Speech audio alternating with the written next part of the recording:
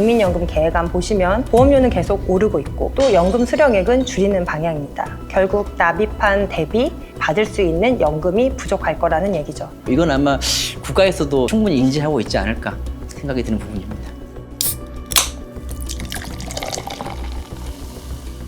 세율도 문제지만 진짜 문제는 자산은 많은데 세금 낼 돈이 없다는 거예요. 그리고 상속세는 6개월 안에 납부해야 되고요. 이거 정말 심각한 문제입니다. 저희 쪽에 실제로 컨설팅 의뢰 들어오는 경우들이 이런 상황들이 굉장히 많습니다. 내가 증여나 상속을 받았는데 세금을 내야 되는 재원이 있어야 되는데 재원이 없는 경우들이 있어요. 이러면은 어쩔 수 없이 내가 상속받은 부동산을 금매로 내놔야 되는데 이거 금매로 내놓게 되면 아시겠지만 제값 못 받게 되고 내야 되는 세금이 추가로 더 발생하는 경우도 발생하거든요. 네, 맞습니다. 부동산을 헐값에 팔게 되면 너무 아깝죠. 그럴 때 보험으로 일부 대비해 두셨으면 좋았을 텐데요. 왜 현금 유동성을 준비하지 않으시는지 잘 모르겠습니다. 심지어 국세청에서 발간한 책자 중에 세금 절약 가이드라는 게 있거든요. 거기에서도 사전 증여나 보험을 활용해서 상속세 대비를 하라고 언급하고 있습니다. 이 상속세 관련돼 가지고 좀 완화된다는 이야기도 있던데요. 유산취득세 도입이나 상속세율 인하, 공제 확대 등 개편안이 일부 국회에 발의되긴 했는데 현 정권은 서민 중심 정책 기조를 유지하고 있어서 만약 개정된다고 하더라도 아마 일부 조정 정도 되지 않을까 싶습니다. 이 세금 문제들은 미리미리 준비해놔야 되는 문제인데 나중에 닥칠 문제의 위험에 대해서 가장 먼저 준비할 수 있는 세무사님과 함께하는 게 좋을 것 같은데 구체적으로 어떤 방법들로 좀 준비를 할 수 있을까요? 방금 말씀드린 이런 빨대들을 피하려면 세제 혜택이 있는 금융 상품을 적극 활용해야 합니다. 사실 이게 고소득자분들한테는 정말 중요한 전략이거든요. 세금을 아끼는 것 자체가 확실한 수익이니까요. 크게 세 가지 키워드를 말씀드릴게요. 첫 번째는 연금 계좌를 활용하시는 겁니다. 이거 그냥 필수인데 많은 분들이 귀찮다고 잘 안 하시는 것 같더라고요. 하고 계신가요? 저 이제 보험 대리점 대표입니다. 제가 조금은 알고 있는데 오늘 우리 세무사님 나오신 김에 세액공제 받을 수 있는 상품들 있지 않습니까? 이거 정리 한번 해주세요. 지금 방금 말씀드린 세액공제는 상품이라고 하기보다 지금 나라에서 적극 권장하고 있는 사적연금입니다. 연금저축펀드와 IRP 계좌인데요. 소득이 있는 분들은 모두 가입이 가능하고요. 합산해서 최대 900만 원 불이백까지 소득 구간에 따라 좀 다르지만 13.2%, 16.5%의 세액 공제를 받으실 수가 있습니다. 이런 것들 하나씩 모아서 준비해보겠다 이 말씀이신 거잖아요. 그렇죠. 자산 배분을 하고 투자 전략도 전략적으로 분산을 하셔야 되거든요. 그래서 이 세액 공제부터 말씀을 드린 건데요. 이런 계좌들 놓치시면 안 되는 포인트는 단순히 세금 절약용으로만 생각하시면 안 됩니다. 이렇게 모아서 노후에 꾸준한 현금 흐름을 만들어주는 구조를 갖고 오게 됩니다. 이 매달 꼬박꼬박 들어오는 연금의 형태가 심리적으로 큰 안정감을 주거든요. 그리고 더 큰 혜택은 수령 시에 금융소득 종합과세에도 합산이 되지 않고 건보료도 인상되지 않는다는 게 진짜 큰 절세입니다. 노후 대비하는 것의 일부가 될 수 있는 거고 일부 세금 감면 효과도 있다 이 말씀이신 거네요. 네, 맞습니다. 근데 이게 세무사병인데 감면과 공제가 좀 다른 건데 그러네요.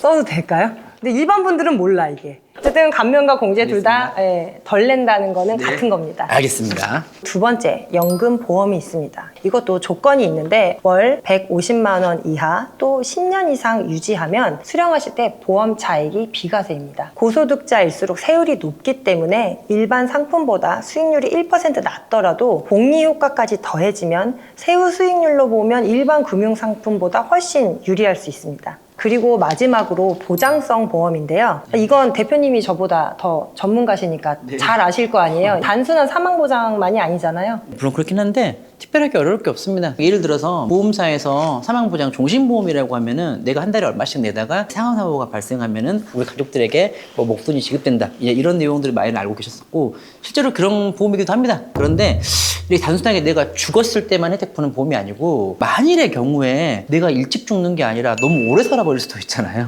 그래서 단순하게 사망만 보장해 준다라고 하면은요 요즘 보험 가입 안 합니다. 내가 70세 이후에 소득 활동이 끊길 수도 있기 때문에 그것까지 보장해 줄 수 있는 내용으로 가입을 하고 싶어 하기 때문에 또 그 니즈에 맞춰 가지고 보험회사들이 상품 개발을 많이 해뒀습니다. 오래됐습니다. 이렇게 된 지. 가장 중요하게 보장성 보험을 지금 말씀드린 건 상속세 재원으로 활용 가능해서 제가 말씀을 드렸던 거거든요. 상속세 계산 시에 일부 비과세 혜택도 받을 수 있고요. 나중에 보험금이 현금으로 바로 나오니까 상속세 납부에도 딱이죠. 그런데 지키는 자산만으로는 또 인플레이션을 이기기 굉장히 어렵잖아요. 그렇다 해서 돌파하는 것도 굉장히 위험한 거고. 그래서 보험 같은 경우에는 초반에 만약에 돈을 내다가 중간에 돈을 못 내는 상황이 발생해버리면 또 일부 금액으로 손해볼 수도 있거든요. 이렇게 일부 금액으로 손해볼까봐 나 보험은 전혀 싫어 라고 하시는 분이 있을 수도 있고, 투자했다가 실패할까봐의 두려움 때문에 난 투자는 전혀 싫어, 또 이런 분이 있을 수 있는데, 사실은 어느 쪽이든 한쪽으로 치우치면 둘 다 안 좋은 거지 않습니까? 그렇죠. 아무것도 안 하는 것보단 뭐라도 하는 게 더 낫긴 하겠지만 그래도 비중 조절이 핵심인 거죠. 특히 고소득자일수록 이미 충분한 수입이 있기 때문에 굳이 큰 위험을 감수할 필요가 없거든요. 오히려 복리와 세금 절감 효과가 더 중요합니다. 수익률이 높아도 세금으로 다 빠져나가면 의미가 없잖아요. 실제로 고액 자산가들일수록 안전자산으로 복리 효과를 누리는 비중이 훨씬 높습니다. 자산가들이라고 하면은 내가 지금 당장 얼마를 버는 것보다 지키는 게 훨씬 더 좀 좋은 상황도 많이 있거든요. 저도 그렇게 못하고 있긴 한데 저희 고객님들한테는요, 보장이 우선이고 그 다음이 투자라고 말은 그렇게 하고 있긴 합니다.